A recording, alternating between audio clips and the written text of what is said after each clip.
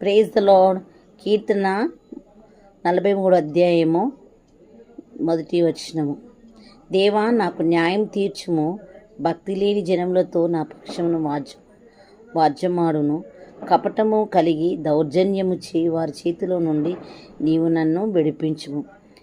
మనము దేవుని యందు ఎంత కూడా మనం నమ్మకం ఉంచినా అనేక పర్యములు మనం ఓసారి సొమ్మసిల్లిపోతాం. ఎందుకంటే మనల్ని ఎదుటవారు మన బంధువులే కానీ, మన చుట్టుపక్కల వాళ్ళే కానీ, మన కొలీగ్సే కానీ, మన ఉద్యోగం దగ్గరున్న కానీ వాళ్ళే కానీ, మనం పనిచేసే వారి దగ్గరే కానీ, మరి ఎవరైనా కానీ మనల్ని అన్యాయంగా మాట్లాడినప్పుడు మనం అన్న దేవా న్యాయం తీర్చు. దావీదు మహారాజు అయితే న్యాయం తీర్చుమని అంటుండే. ఎట్లా న్యాయం తీర్చుంటుండు? ఎవరితోనా? సౌలు రాజుతోనా? ఆయన తను ఎంత సైలెంట్ ఉన్నా కూడా సౌలు తనని వెంబడిస్తూనే వచ్చినాడు, యుద్ధంకి వెంబడిస్తూనే ఉన్నాడు. తను గోల ఉన్నప్పుడు వెంబడించిండు, అడవిలో ఉన్నప్పుడు వెంబడించిండు.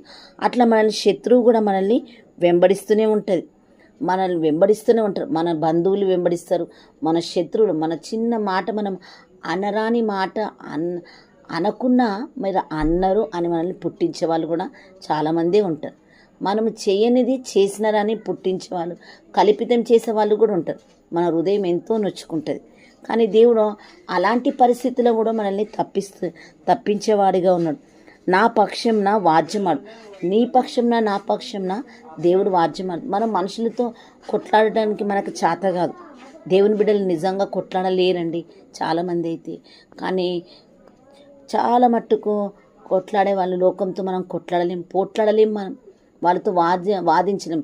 అందుకే దేవుడు అంటాడు కదా ద్వితీయోపదేశ కాండం దినవృత్తాంతంలో, యుద్ధము యెహోవాదే, నిల్చుండి చూరుడి నిర్గమ కాండంలో కూడా అంటారు.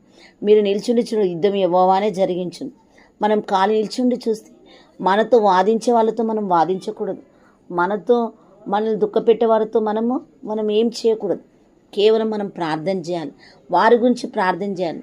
మనము వారి నిమిత్తం మనం ప్రార్థన చేస్తే చాలు, దేవుడే ఆ యుద్ధాన్ని జరిపిస్తాడు. మనతో వాద్యం ఆడవారితోనూ మనకు న్యాయం తీరుస్తాడు. భక్తి లేని జనములతో మనం ఏం చేయగలుగుతాం? వారు భక్తి లేదు, దేవుని భయము లేదు. కానీ వారితో మనం ఏం చేయగలుగుతాం? ఏమి చేయలేం. అందుకే నీవే నాకు దుర్గమైన దేవుడవు, నన్ను త్రోసివేసితివనేమి, నా శత్రువుల బాధ చేత దుఃఖాకాంతుడనై ఉంటిని. మనం శత్రువుల చేతకు అప్పగింపు. అలాంటి పరిస్థితుల్లో కూడా దేవుడు మనల్ని రక్షిస్తాడు. ఈ కొద్ది మాట దీవించును గాక. Praise the lord.